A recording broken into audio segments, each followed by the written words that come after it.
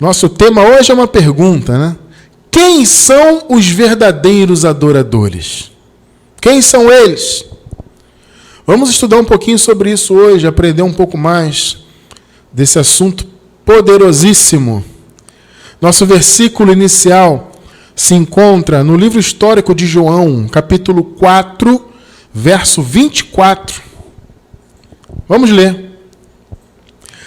Deus é Espírito, e é necessário, veja bem isso, tá? É necessário que os que o adoram, o adorem em espírito e em verdade. Preciosa Igreja do Senhor Jesus, povo amado de Deus, povo santo, abençoados com todas as bênçãos, igreja de mais que vencedores, sem ruga, sem mácula, abençoados, santos e irrepreensíveis. Essa pergunta aqui é importante. Quem são os verdadeiros adoradores? Em um certo momento, o Senhor Jesus, ainda nos dias de sua carne, disse que Deus assim procura os que o adoram dessa maneira. É evidente que isso é uma força de expressão, né, amado? Porque Deus, ele não procura literalmente. Deus, ele sabe de todas as coisas, né? Entende? O procurar tem um sentido de quê? De desejar. Então, quando a palavra diz o Senhor procura os que o adoram em espírito e em verdade, ou seja, o Senhor deseja ser adorado assim. É um desejo do coração do Pai de nossos espíritos ser adorado dessa maneira.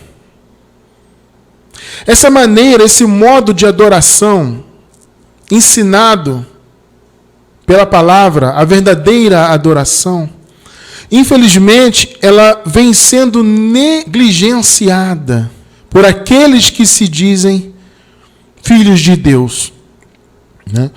Porque as pessoas fazem para Deus uma falsa adoração, um falso louvor a Deus. Em que sentido? No sentido de que elas não estão submetidas, sabe, à palavra verdadeira de Deus. A maioria não está submetida à palavra do Senhor, não está submetida à revelação da nova aliança, não está submetida, consequentemente, ao descanso. Amado, é fundamental o descanso. Nós temos em nosso canal aí estudos que falam sobre descanso, amado. É importante você procurar saber isso. Porque o descanso em Deus, ele é uma obediência a Deus. Quando você obedece à palavra da graça, você automaticamente descansa no Senhor. E esse descanso é uma das maneiras de se obedecer a Deus, de obedecer à verdade da graça. E as pessoas que estão submetidas a um sistema religioso, por mais que esse sistema diga que prega Jesus, que etc, etc, essas pessoas não descansam de fato.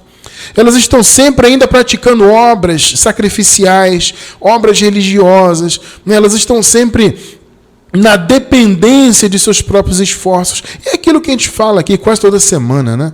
As pessoas estão sempre envolvidas com esses seus próprios esforços, achando que elas têm algum tipo de capacidade diante de Deus, né? Que elas são santas porque elas se santificam pelo jejum, pelo sacrifício, pelo monte, pela campanha. Elas acham que são abençoadas porque elas se esforçam, porque elas oram muito, ou porque sobem um monte muito alto, ou porque fazem jejuns de dias e dias. Ah, por isso eu sou abençoado.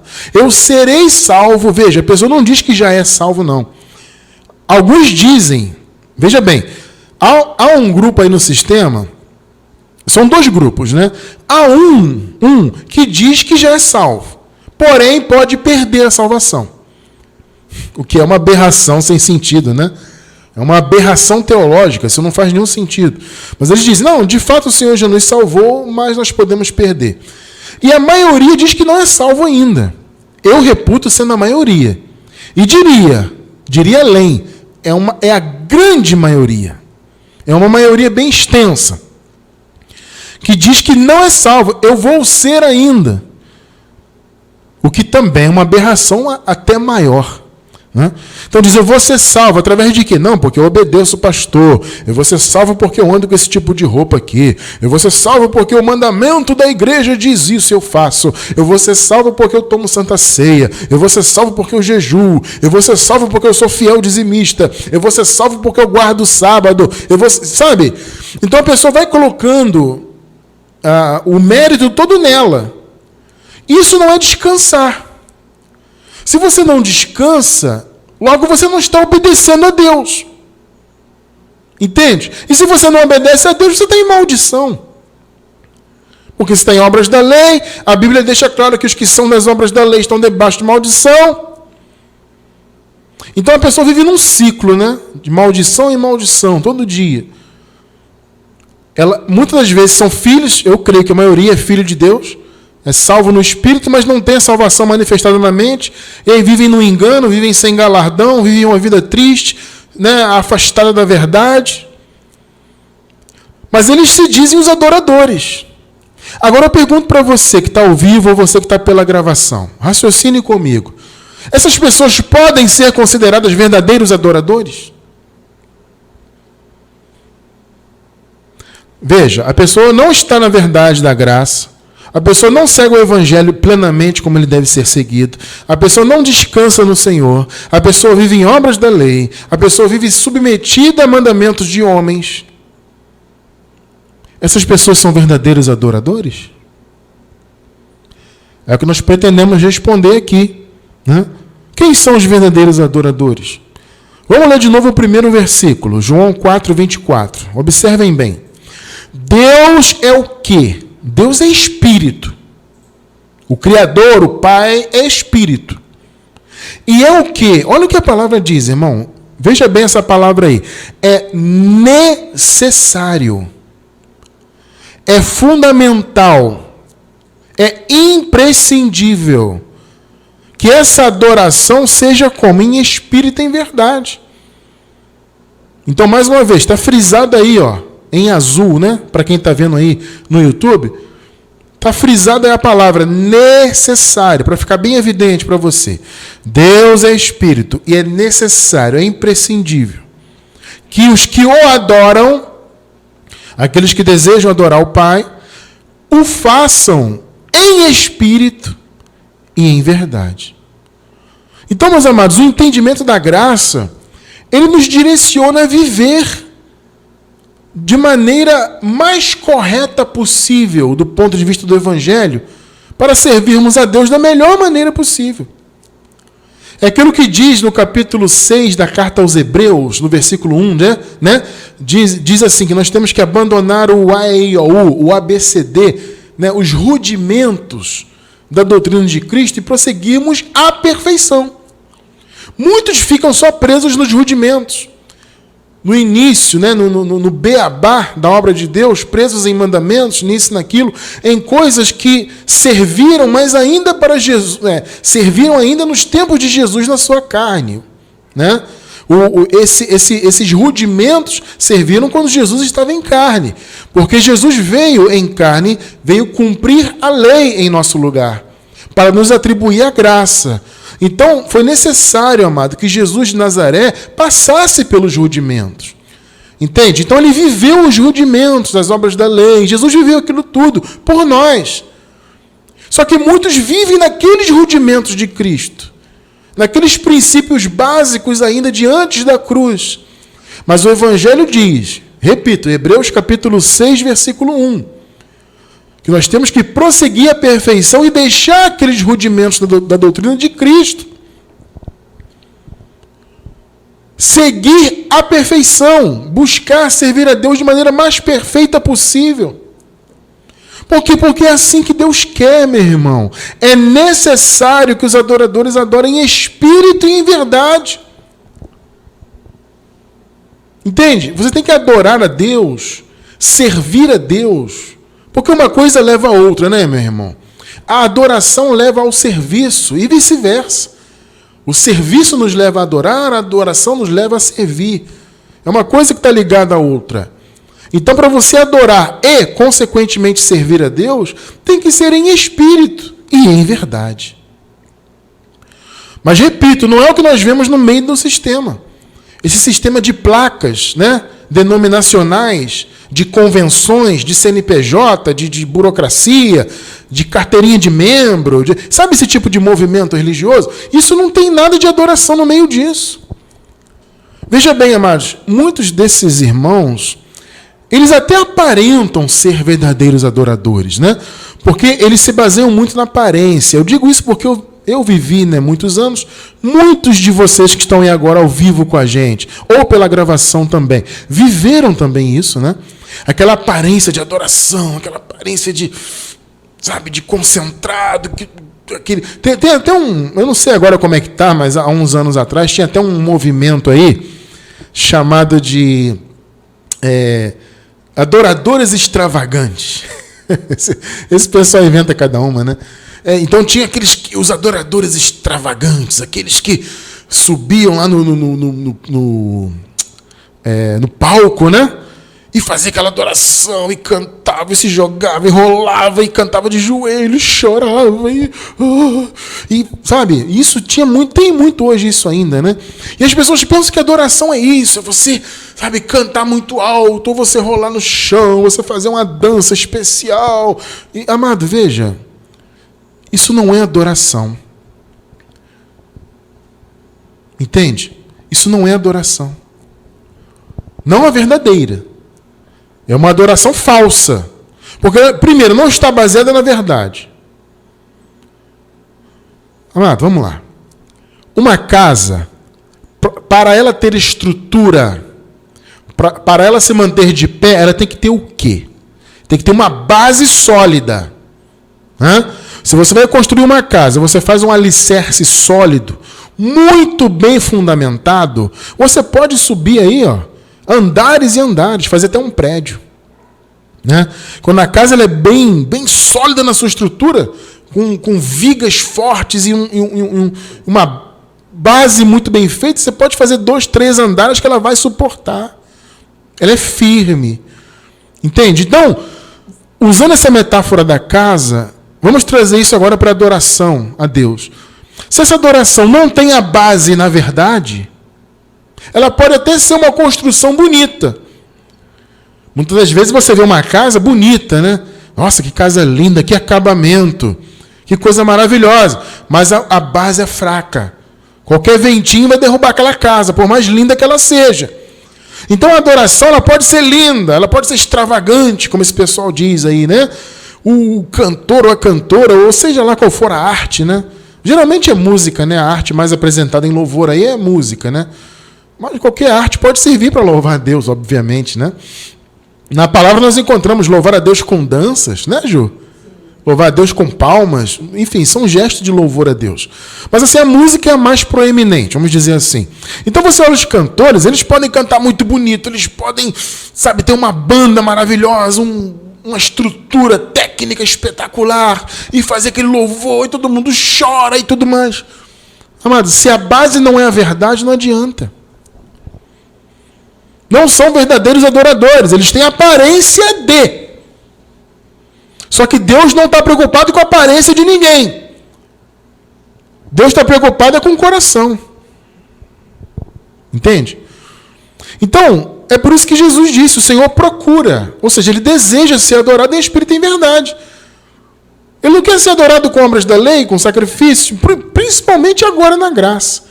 Se Deus já não queria isso na época da lei, você já vai ver isso comigo daqui a pouco, né? Se Deus não queria isso na lei, na época da lei, muito mais agora na graça. Então Jesus veio para cumprir a lei, para manifestar a graça, justamente para que essa adoração em espírito e em verdade passasse a valer a pena, entrar em vigor. Então, mas nós temos sim que oferecer a Deus adoração. Tá? Eu já ouvi, alguns anos atrás, sabe, certos ministérios que diziam pregar a graça aí, tá? Dizendo que a adoração não é para Deus, não é para a graça. Eu já ouvi isso, tá? É até bom falar para você ficar atento, de repente você pode ouvir isso por aí. Não, a adoração não é da graça, a adoração é da lei. Entende? É um pensamento assim, que não tem muito a ver, você vai entender por que não tem a ver, tá? A adoração é da lei. na graça é louvor, como se louvor e adoração fossem coisas diferentes. E na verdade não são. Louvor e adoração, na prática, é a mesma coisa. São praticamente sinônimos. Mas alguém dizia isso por quê? Porque a pessoa olhava para o modelo de adoração. Veja bem, a adoração não é da lei, o ato de adorar. O modelo antigo que era. Vocês estão entendendo o ponto? Então, antes da cruz debaixo da lei, no meio da religiosidade, havia um modelo de adoração. Aquele modelo é que não tem que ser imitado por nós.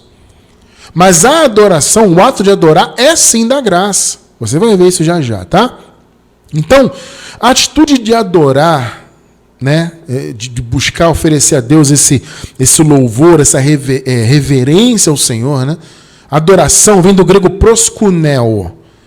Essa palavra, literalmente, ela significa... Sabe aquela atitude de você chegar diante de uma autoridade e beijar a mão? Né? Chegar, por exemplo, diante de um rei, de uma rainha, você pega e dá um beijo na mão. Né? O Papa, o Papa católico tem isso, né? As pessoas, tem uma cerimônia lá que as pessoas entram numa fila e beijam a mão do Papa. É mais ou menos aquilo ali. É como se o Papa estivesse recebendo uma adoração. Veja só. Porque no grego, essa palavra proskuneo significa isso. Literalmente, tá? O sentido literal dela. É aquela reverência de beijar a mão. Ou então essa palavra também poderia ser usada, né? Poderia se referir a aquele gesto de se ajoelhar, né? Se ajoelhar e colocar a testa em terra, né, Ju? Você já viu isso, né? Tem muitas religiões hoje em dia que fazem isso ainda, que tem esse processo, né?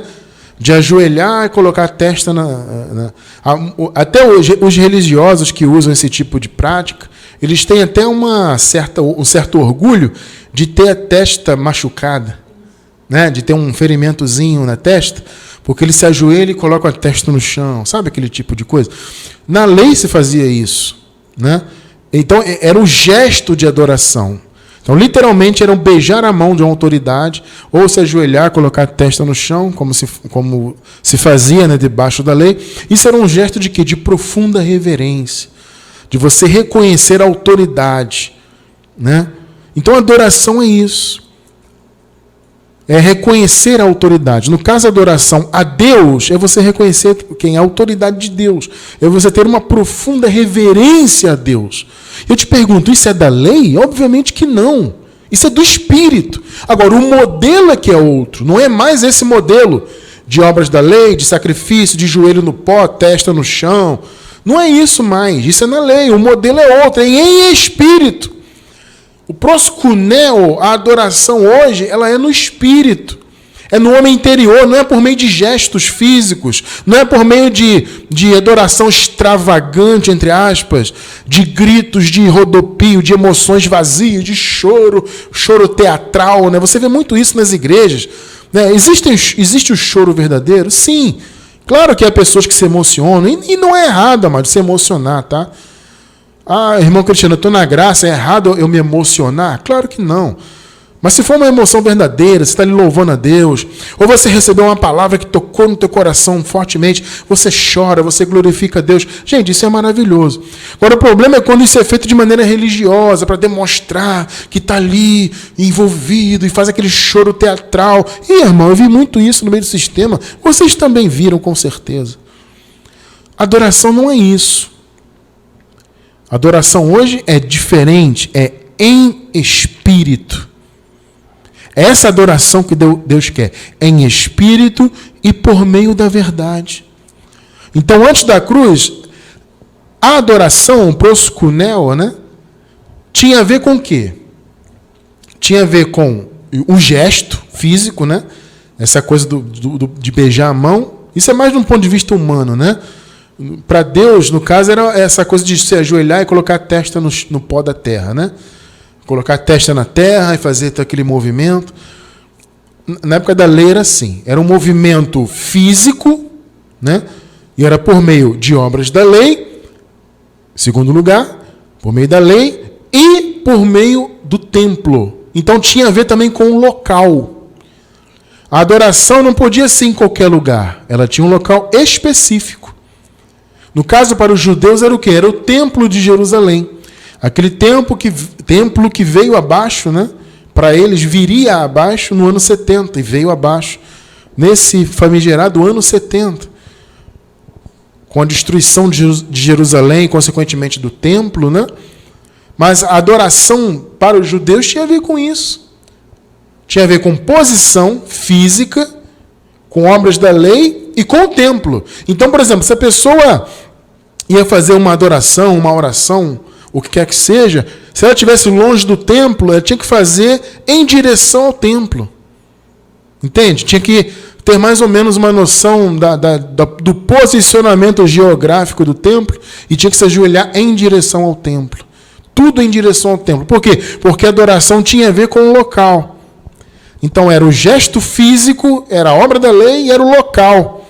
Veja só, João capítulo 4. Vamos ler do 19 ao 21. 19. Disse-lhe a mulher: Senhor, vejo que és profeta. Olha que interessante isso, né? A mulher olhou e reconheceu em Jesus o quê? Um profeta. O que de fato Jesus era, né? Entre outras coisas. Jesus era o Messias, o Filho de Deus, e era um profeta também. E ela reconheceu isso, interessante, né? Senhor, vejo que és profeta. Versículo 20. Veja o que essa mulher disse para Jesus.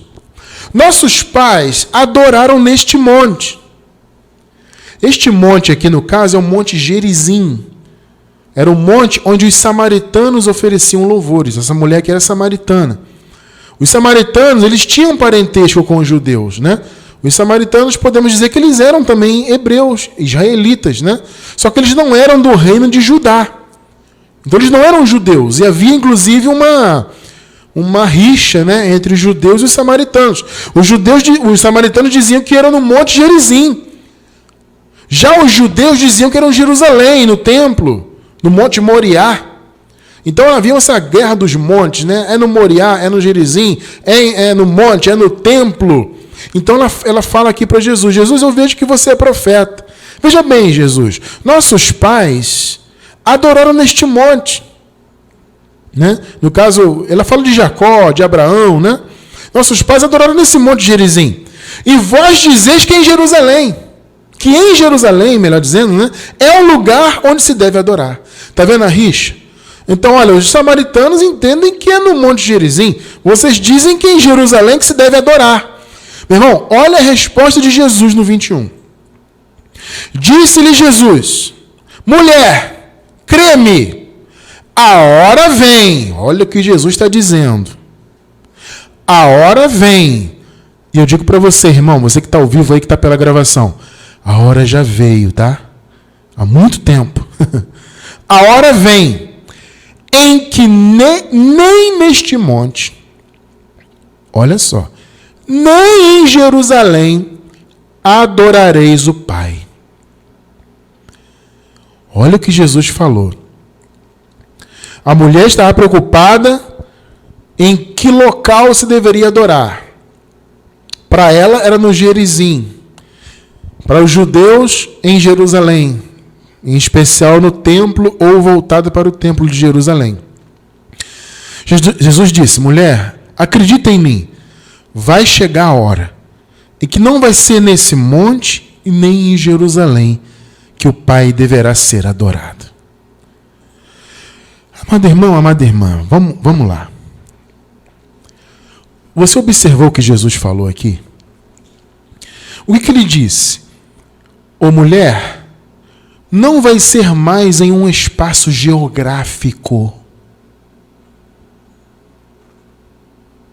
Pegou aí, não?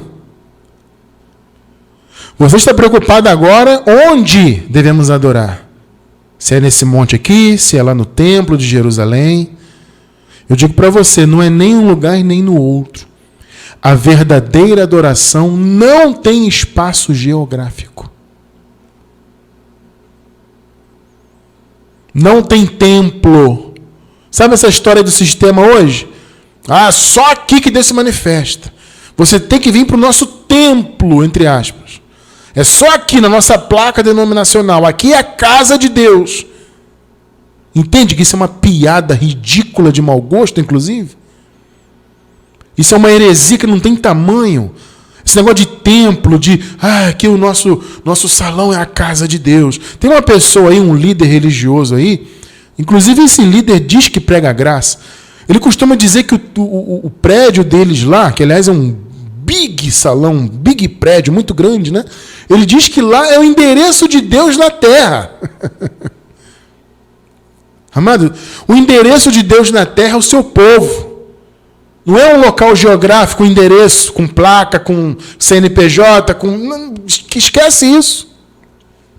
Jesus falou assim, ô mulher, entenda uma coisa, você não tem que estar preocupado se é em Gerizim, se é em Moriá, no templo, não importa. Está chegando o tempo em que não vai ser nem lá nem cá. Por quê? Porque vai ser em todo lugar. Não tem mais geografia, não tem mais espaço físico. A adoração é em espírito. Olha que coisa, amado. Está percebendo aí? Então, o Senhor Jesus deixou claro que a adoração futura em relação aos tempos dele, né? Para nós agora é a adoração presente, na graça. Mas Jesus estava ainda antes de manifestar a graça, né? Jesus estava debaixo da lei ainda. Ele estava cumprindo a lei. Então ele disse, vai chegar um tempo, ou seja, obviamente ele estava apontando para a graça. Né? Ele falou, vai chegar um tempo que a adoração não vai ter mais a ver, não vai ter mais relação com um espaço geográfico. Não é no monte X, no monte Y, no templo X, no templo Y, não importa isso. A adoração futura na graça não vai depender de local. Olha o que Jesus falou, meu irmão. A adoração na graça não vai depender de local geográfico, não vai depender de gesto religioso, gesto físico. A adoração vai ser em espírito. E já é. Percebe? No homem interior. Então a adoração em graça, ao contrário do que alguns diziam, que a adoração não é para graça. Isso é uma bobagem, irmão. Esquece isso, tá? O modelo antigo é que não é para graça. O modelo antigo, repito, é o quê? É envolvimento, adoração por meio da obra da lei, né? É adoração com gesto religioso, gesto físico, e é uma adoração voltada para um espaço geográfico. No caso, o templo ali para os judeus e o monte lá para os samaritanos, né? No caso. Tinha essa preocupação com o espaço geográfico. Acabou isso aí. A adoração em graça é no espírito. Tá claro isso para vocês, né? Tem alguma dúvida disso? É claro que não, né? Então, abençoados, a adoração, como eu disse agora há pouco, praticamente é sinônimo de louvor.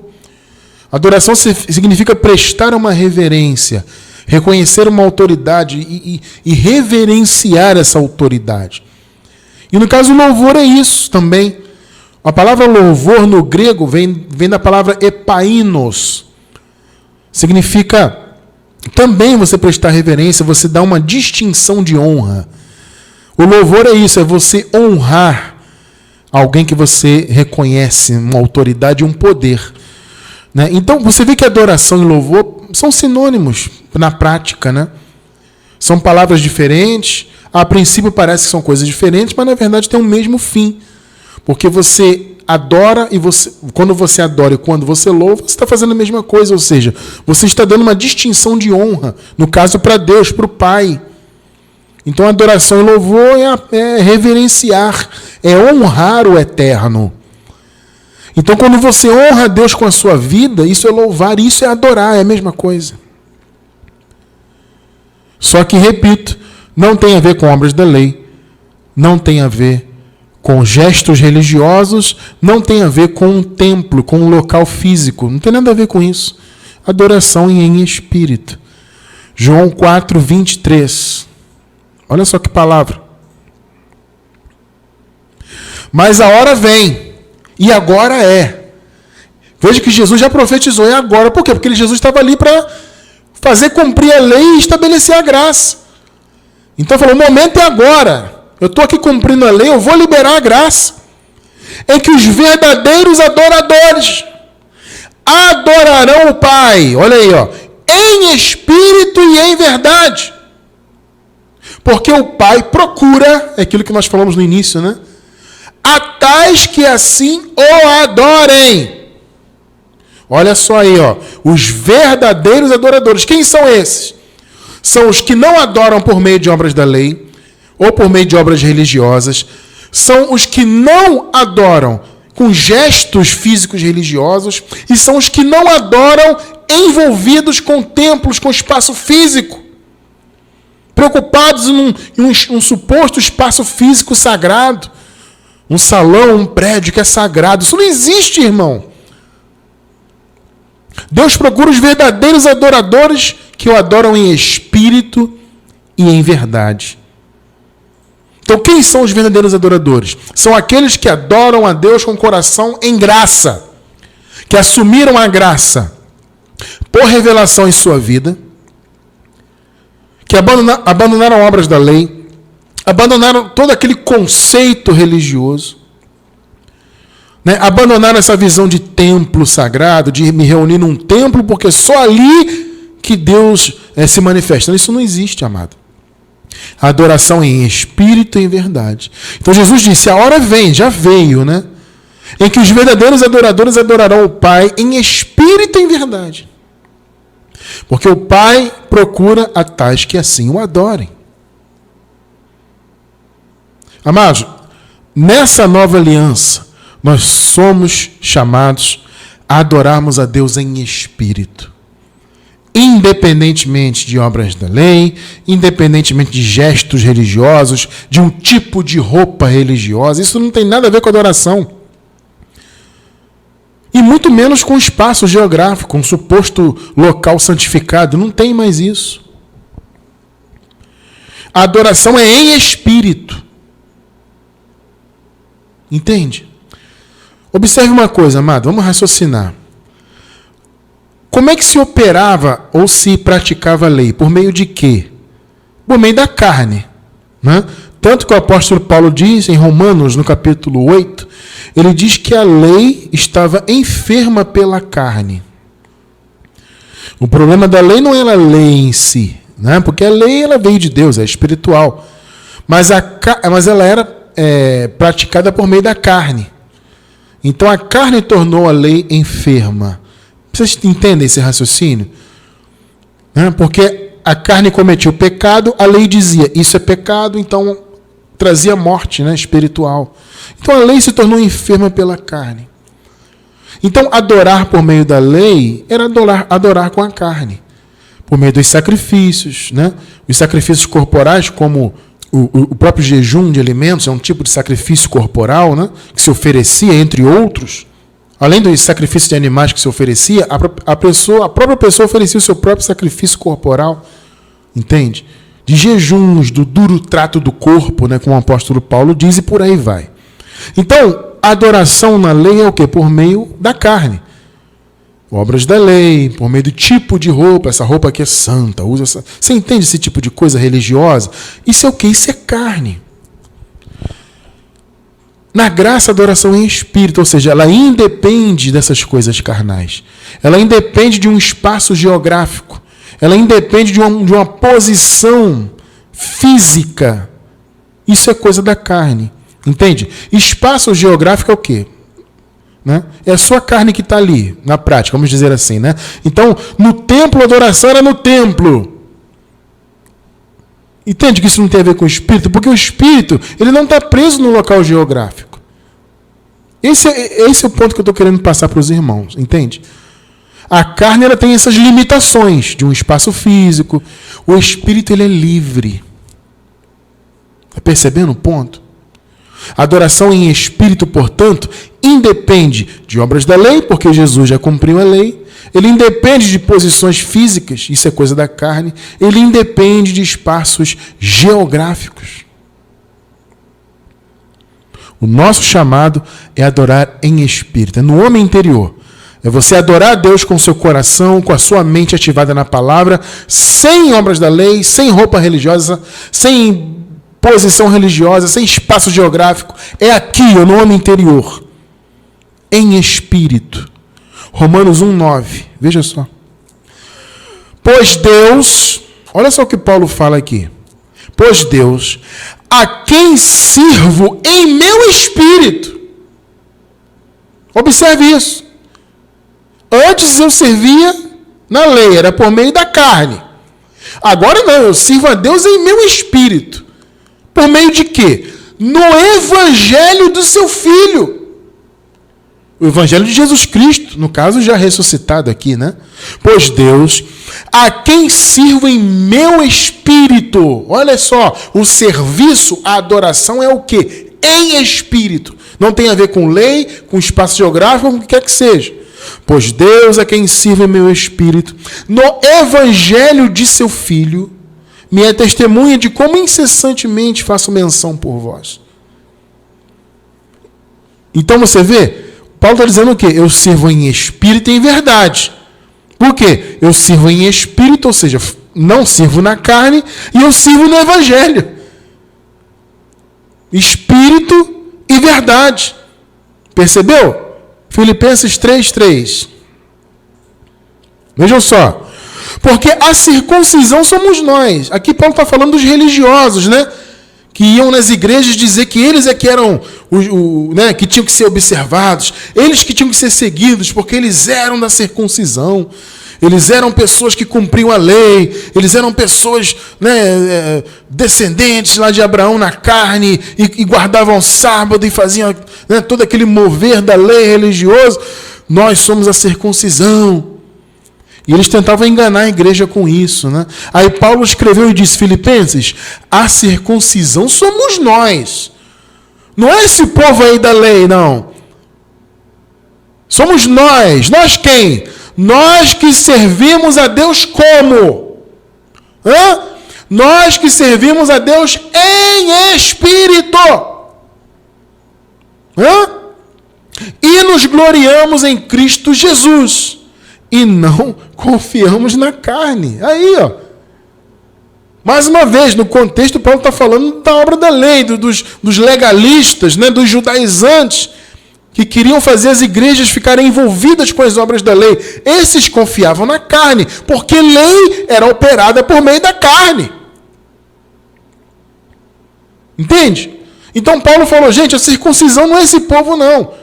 Eles podem até ser circuncidados na carne, mas a circuncisão verdadeira é do coração. Então nós que servimos em espírito é que somos a circuncisão verdadeira. A circuncisão somos nós que servimos em espírito. É isso que Deus quer, meu irmão. Deus não quer que você fique envolvido com obras da lei. Deus não quer que você adore preocupado com o espaço geográfico. Você entende isso? Você pode adorar a Deus em qualquer lugar. Você quer reunir com alguns irmãos para adorar a Deus? Reúna-se na sua casa, reúna-se na esquina, reúna-se ali no... Ah, Cristiano, eu tenho uma sala ali que... Reúna-se na sala que você tem, sabe? Ah, tem um campinho de futebol ali, eu vou me reunir. Amém, irmão.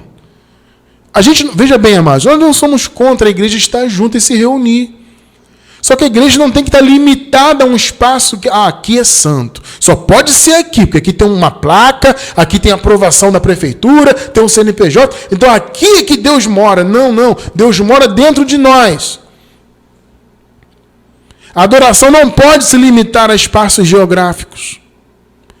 Porque nós é que somos a circuncisão. Nós que servimos a Deus em espírito. Em espírito.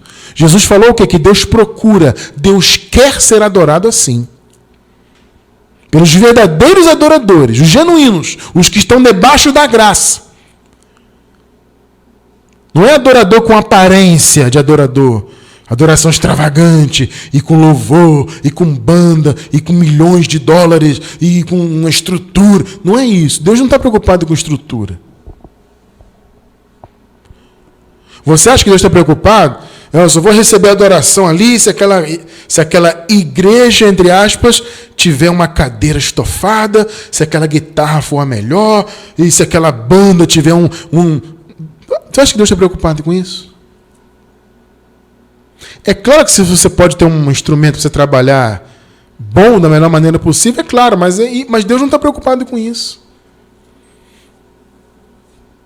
Entende? Deus está preocupado com a adoração no coração. Não é com estrutura nenhuma. Não, irmão, Deus se manifesta na minha igreja. Já viu o tamanho da minha igreja? Lá cabem 3.000 pessoas sentadas. Lá tem telão digital. Lá tem isso, tem aquilo. E daí, irmão? Vocês estão debaixo da graça? Ou vocês estão em obras da lei? Percebe? Deus não está preocupado se a tua igreja, entre aspas, tem 5.000 pessoas. Deus não está preocupado com isso. Deus quer receber adoração de coração, em espírito. Pessoas longe das obras da lei, longe da religiosidade dos homens. Porque religiosidade é confiar na carne. Nós servimos em espírito. Eu acredito, abençoados, que já está respondida, né, a pergunta aí do tema. Quem são os verdadeiros adoradores? Somos nós que adoramos em espírito. Nós é que somos a verdadeira circuncisão. Nós em graça, que não confiamos na carne. É aquilo que eu falei agora há pouco, amado. Nem mesmo na época da lei, as obras da lei satisfaziam a Deus. As pessoas pensam que antes da cruz, aquelas obras, aqueles sacrifícios, tudo que era oferecido ali segundo a lei, as pessoas pensam que aquilo agradava a Deus antes. Amado, se não agradava nem naquela época antes da cruz, agora muito menos. Hebreus 10, versículos 8 e 9. Vejam só. 8. Como acima diz, sacrifício, oferta, holocaustos e oblações pelo pecado não quiseste. Olha só, meu irmão, você está lendo aí comigo? Não é irmão cristiano que está inventando, irmão. Essa doutrina não. Esse cristiano França fica inventando doutrina. Eu estou lendo na Bíblia. Sacrifício, oferta, holocaustos e oblações pelo pecado não quiseste, nem te agradaram. Agora veja. Os quais se oferecem segundo o quê? Segundo a lei. Pegou, né? Deus não queria, não agradavam a Deus. Versículo 9. Então disse, aqui atribuindo essa frase a Jesus, né? Eis aqui venho para fazer, ó Deus, a tua vontade. Amado, veja só. Tira o primeiro. Vamos ler de novo. Tira o primeiro. O pessoal da circuncisão aí, tem um pessoal judaizante aí que cisma que a lei tem que ser praticada ainda, né?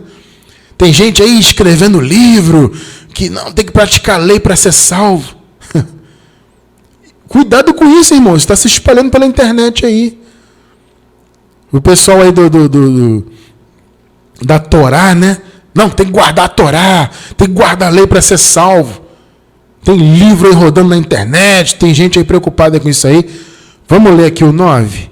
Então disse, eis que venho para fazer, ó Deus, a tua vontade. Olha só, tira o primeiro para estabelecer o segundo. O que é o primeiro e o segundo? O que são? São os pactos.